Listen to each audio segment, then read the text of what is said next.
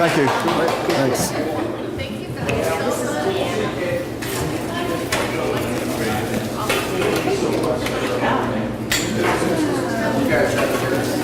I always bring a gift for my audience so that they don't fear laughter. Some people are afraid to laugh. And so that's why I bring my little goodie bag here, so you feel comfortable in laughing if you want to. It's kind of like a thing to where some people are afraid to break wind. It's okay. Consider this like a giant public restroom, and farting is encouraged. All right. I had an ex-girlfriend one time that she said I would crack her up so much that, she'd lose control. So we have adult things like this. So it's a unisex one, so no discrimination here. Anyway, this is a time of year when it's just it gets really warm outside, and people that come from other parts of the country to visit, they decide they want to live out here until reality sets in, when the rain falls, right? And falls, and falls, and falls. Then it's not such a good idea anymore. What amazes me is, when weather gets really hot, people do really kind of creative things to try to stay cool. And I found myself doing that one time. I take the bus, and it was just so hot outside.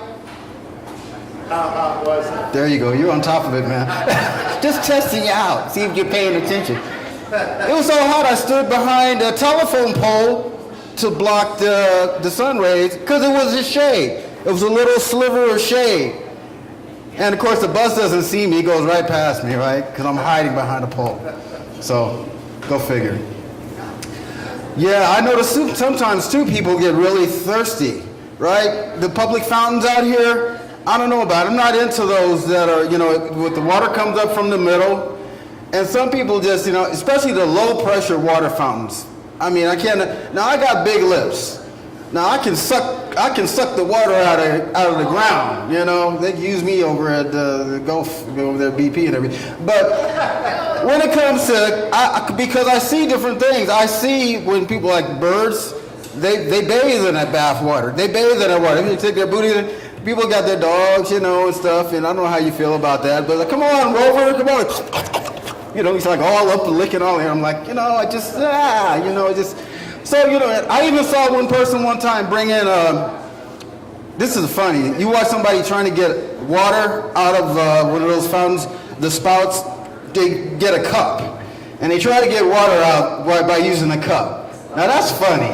You want to sit back and watch that, get the brother, and it just doesn't work from somehow. I got an idea. Why not just go to Mickey D's and go say, just get a straw, right? Get a straw, just like, right? Just get, I figured that one out. Oh, yeah, so I went to, anybody ever have a bad hair day? I got a bad hair life.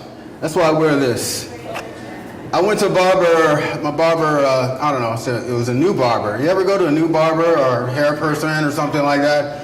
I went there, and the guy I was a little uneasy. The guy said he had been he was limping. I said, why are you limping? He said, I've been shot in the leg. And I'm thinking, what? Does this guy have a contract on him or something? Does he have, when he puts a smock on me, is it going to be bulletproof, or I'm going to be like a blocker there? Thanks, buddy. Lost another customer. So I started getting worried. So every time somebody was coming in the door, and he was cutting my hair, I was like flinching, because I'm trying to, I'm not the hero type. I'm sorry, folks. I want to live. I'm a survivor. So I'm going to duck or something like that. So I guess I kept doing that throughout the haircut. And, eventually, he passed me the mirror. I looked in the mirror and, and I started thinking, I see why you got shot in the leg. I was thinking that. That was a punchline. Thank you. Yeah. So it's, everybody's in a rush to get from point A to point B. I call it, a transportation civil war. We're just in a transportation civil war. Everybody's rushing around, you know. Cyclists, I admire any cyclists in the house. Yeah, cyclists are cool. Cyclists are cool. Cyclists look like superheroes. Some of them do, right? You know, with the color. Not all of them, but some of them that I really admire. They got they got the flashy colors on. You know, they got the helmets on that look like human brains. You know, superhuman brains. They're like really aerodynamic. You know, they look like they're in a hurry. You know, you just don't want to get in their way. You know, they look like they're fighting crime. Yeah, excuse me. Just let them go. You know. I don't know if you've ever been a pedestrian, you know, just walking on the street, minding your own business. And I find when I'm a pedestrian, you know, just for some reason, there's been a lot more cyclists that want to use that spot. Use the space on the side. You know, I've gotten to the point to where it's less traffic in the bike lane. And I'll just say, you know what, you want to like pass by me at 120 miles an hour? You take the sidewalk, I'll just take the bike lane, you know. I'll just, you know, it works. It works, whatever works. And now they got another thing too, where I don't know if you ever been a pedestrian walking down the street and, you know, you feel like you hear this sound, this rumbling sound, you know, just like a bowling ball. You feel like a human bowling pin. When these skateboards, right? These skateboards now, like the skateboards are getting bigger and bigger. They're like the size of surfboards now. You know, it's like, you're just like, whoa, it's like they're playing a game with you. You know, they want to see how close they can get to you without like knocking you over.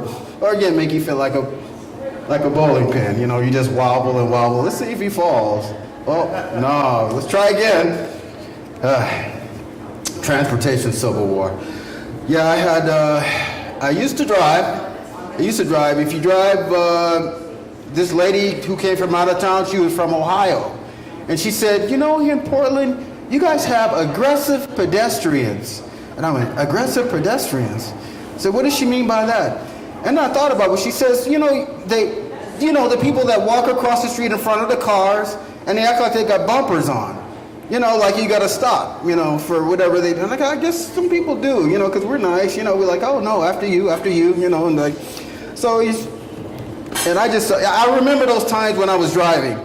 You remember those times when you're driving? You may drive now. You know, people just gets right in front of you and a flash in your mind comes, you know, like, what would it be like to turn this person into a human field goal, right? You know, just, it's good, okay. And you feel okay, you know, a little bad, but, you know, they got to where they're going a little faster and, you know, they're okay. So, and it was crazy thoughts of mine. Yeah, okay. Yeah. So I had another experience with transportation civil war. I saw this lady. She had this. It was a dog. It was a puppy. I felt sorry for it. It was like a 3-leg puppy. It had the 2 front legs, and it had like it was true, yeah, and in the back, and 1 leg in the back. And it was like, and the lady was just walking really fast, you know, and I started to, let me get in the mindset of what it would be like to be that dog, you know. You know, okay, so I'm the dog, right? I'm thinking, you know, yeah, what's this chick think that I'm the Greyhound dog or something like that on the bus? What, you know, he's probably thinking, you know, gosh, what, if the food weren't so good, she didn't feed me so good, I'd probably run away. Excuse me, correct that, I'd hop away. I'm David Little. Thank you for listening. Have a good night. Thanks, man. Thanks, man. Thank you.